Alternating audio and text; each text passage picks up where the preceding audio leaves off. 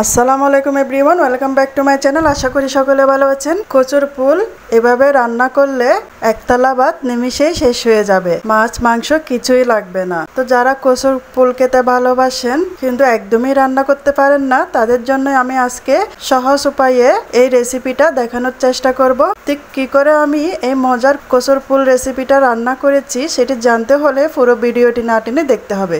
তো একটি লাইক দিয়ে ভিডিওটি শুরু করা যাক।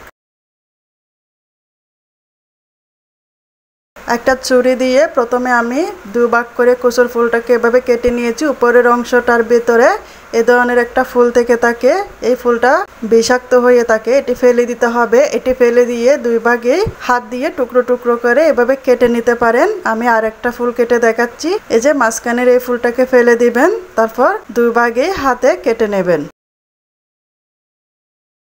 এভাবে আমি সবগুলো ফুল কেটে নিয়েছি এবং ভালো করে ধুয়ে নেব।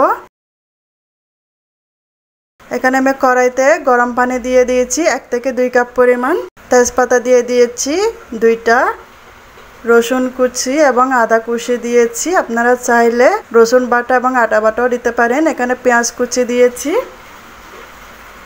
হলুদের গুঁড়ো দিয়ে দিয়েছি 1 থেকে 2 চা চামচ এবং গরম মশলার গুঁড়ো দিয়ে দিয়েছি 1 থেকে 2 চা চামচ।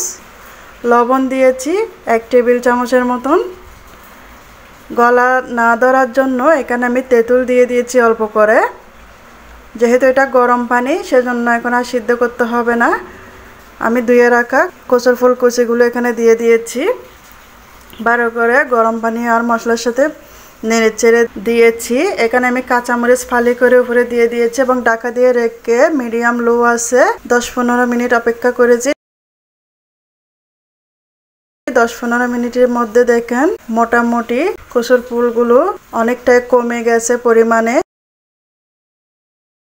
একটু নেড়ে ছেড়ে দিয়ে আরো 5-10 মিনিট ওয়েট করব, আরো নরম হয়ে গেছে।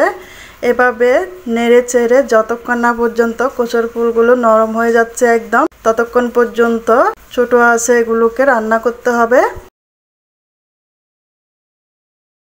প্রায় 8 ঘন্টা ছোট আঁচে রান্না করার পর একদম নরম হয়ে গেছিল। আমি কাঠি দিয়ে নেড়ে চেড়ে একদম এগুলোকে মিক্স করে নিয়েছি। আপনারা চাইলে ডালঘুটনি দিয়েও এরকম মিক্স করতে পারেন। অপরদিকে অন্য একটি হাঁড়িতে আমি সয়াবিন তেল গরম করতে দিয়েছি। সয়াবিন তেলটা গরম হয়ে গেলে রসুন কুচি আর পেঁয়াজ কুচি দিয়েছি এবং শুকনা মরিচ ফালি করে দিয়ে দিয়েছি এবং নেড়ে চেড়ে ভেজে নেব।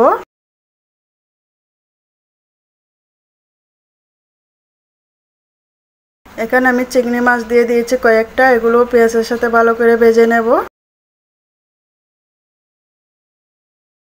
গোটা পাঁচফোড়নের গুঁড়ো দিয়ে দিয়েছি 1 চা চামচের মতন, সেটাও ভেজে নেব কিছুক্ষণ। এখন কচুর ফুলের মিশ্রণটা এখানে দিয়ে দিয়েছি, উপরে দিয়ে দিয়েছি জিরার গুঁড়ো। সব উপকরণ একসাথে মিক্স করে নেব নেড়ে চেড়ে। তারপর ঢাকা দিয়ে রেখে মিডিয়াম লো আছে এটিকে রান্না করব 5-10 মিনিট। পুরো রান্নাটাই কিন্তু ছোট আছে করেছি।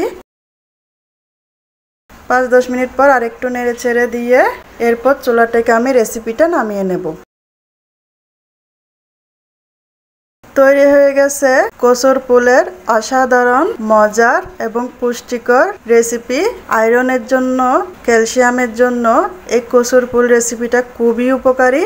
তো আমার আজকের রেসিপিটি যদি ভালো লেগে থাকে লাইক কমেন্ট শেয়ার করতে ভুলবেন না। আমার চ্যানেলটা সাবস্ক্রাইব করে আমার পাশে থাকার জন্য অনুরোধ রইল।